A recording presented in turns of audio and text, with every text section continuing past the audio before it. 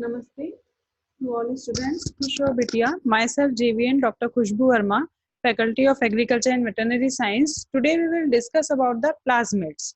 Plasmids are the key factors for cloning method, cloning process, and this session is related to recombinant DNA technology related to program BTech, FBT, and BSc BT 6th trimester.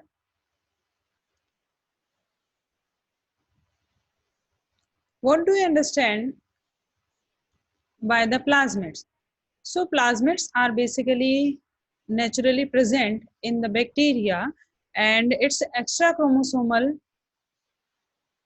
DNA material which has their own origin of replication, and they can be replicated without any help in the host cell, and that's why it's called plasmid. It's extra chromosomal DNA material. A plasmid is a DNA molecule that is separate from and can replicate independently of the chromosomal DNA and are double-stranded, and in many cases circular, and plasmids usually occur naturally in bacteria but are sometimes found in eukaryotic organisms.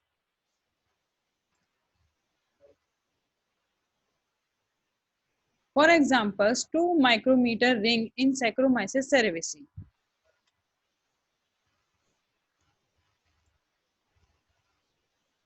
If it try to understand about the basic information of plasmids. So a plasmid is a vehicle that can carry artificially inserted DNA.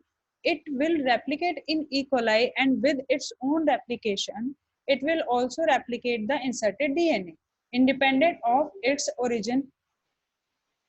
In a way, one can see a plasmid as a minute DNA factory. The main criteria of a good plasmid is that it takes up the insert you want to put in, and then it replicates in sufficient amount which we require, and that is does not destroy your insert during the process, because it will be inserted into the plasmid, so there will be no harm for the inserted or target DNA, and we can multiply number of gene of interest or DNA of interest which we want. What is a plasmid? That is a major question. So it is a circular piece of autonomously replicating DNA. Autonomously replicating DNA means it can replicate by their own because they have origin of replication reason. Originally evolved by bacteria, because in bacteria it is present in natural way. Many express antibiotic resistance gene or be modified to express proteins of interest. Antibiotic resistance genes are required for the selection of recombinant host cells because they are the criteria for the identification of recombinant and non-recombinant host cells. What is bacterial plasmids? So here we can see a structure. We can see that plasmids are small circular pieces of DNA approximate 5,000 base pair. These are the extra chromosomal DNA material which are known as plasmid, and here is the bacteria which have their own chromosomes, and they are also in circular nature. This is the length of E. coli, and this is the microscopic structure of plasmid, which is circular in nature. Plasmids are molecules of DNA that are found in bacteria separate from the bacterial chromosome.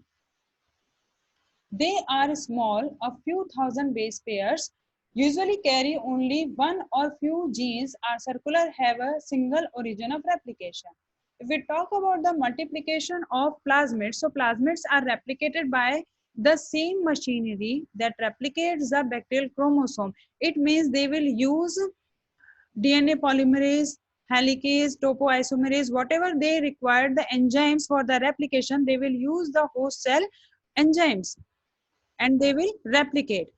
Some plasmids are copied at about the same rate as the chromosome. It means they will, if chromosome is replicating one time per minute, so plasmid also will replicate in 1 per minute. Some plasmids are copied only having a single copy of plasmid. Other plasmids are copied at high rate and single cell may have 50 or more than them.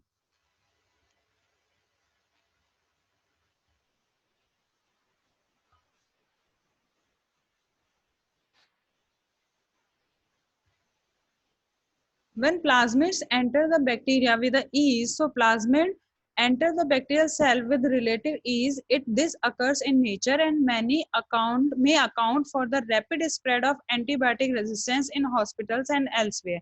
Plasmids can be deliberately introduced into bacteria in the laboratory, transforming the cell with the incoming genes. This is the flow diagram where a recombinant plasmid, which will have the gene of interest, will be incorporated into the host cell, which is E. coli, and this is known as transformed cell, which will have the recombinant vector or recombinant plasmid.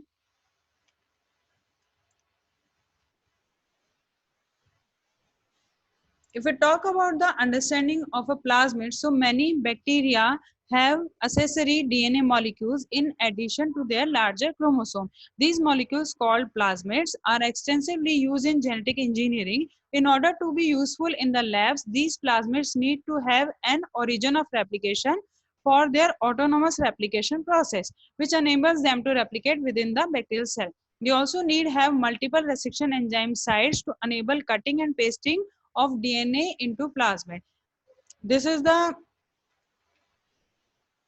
example of a plasmid vector where we can see this is the antibiotic resistance gene area, ampicillin resistant gene.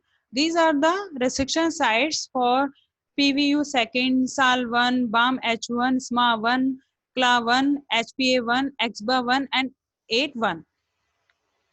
So these restriction enzymes can cut at their specific restriction sites, and then we can paste gene of interest or DNA of interest into this plasmid.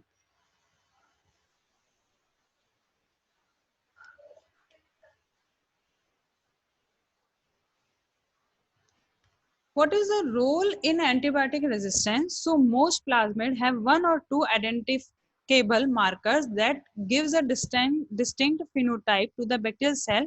For example, such markers including antibiotic resistance, for example, like ampicillin resistance, or expression of an enzyme that catalyzes a reaction that produces a color change, like Z.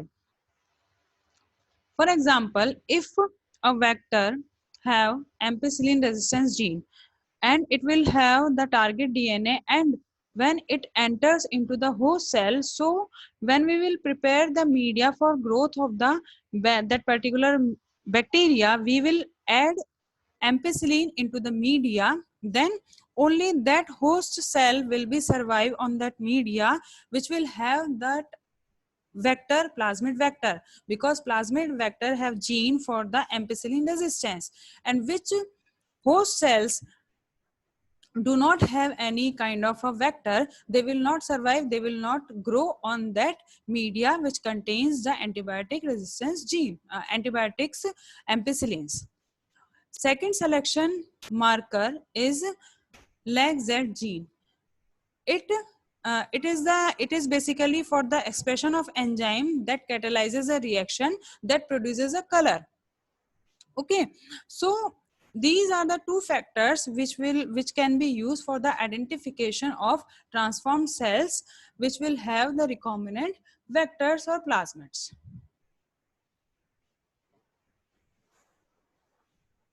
Plasmids and ampicillin resistance. Some plasmids have ampicillin R gene, which confers the resistance to the antibiotic ampicillin. E. coli cells containing this plasmid term plus ampicillin R cells can survive and forms colony or LB agar or any agar that has been supplemented with the ampicillin, as I have told you in the earlier discussion.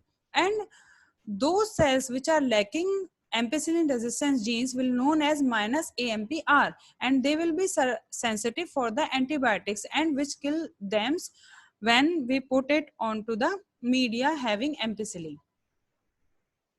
So only transformed cell will be survive, non-transformed cell will not be survive on the ampicillin containing LB or any media.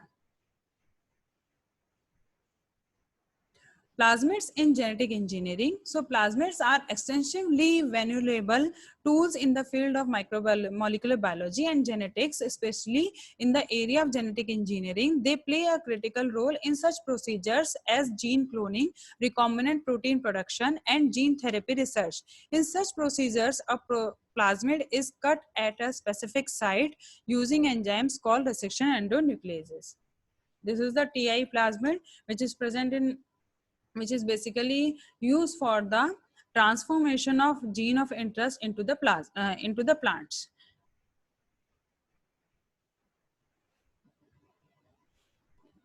We talk about the structure of the plasmid. So plasmid size varies from 1 to over 1000 kilo base pairs.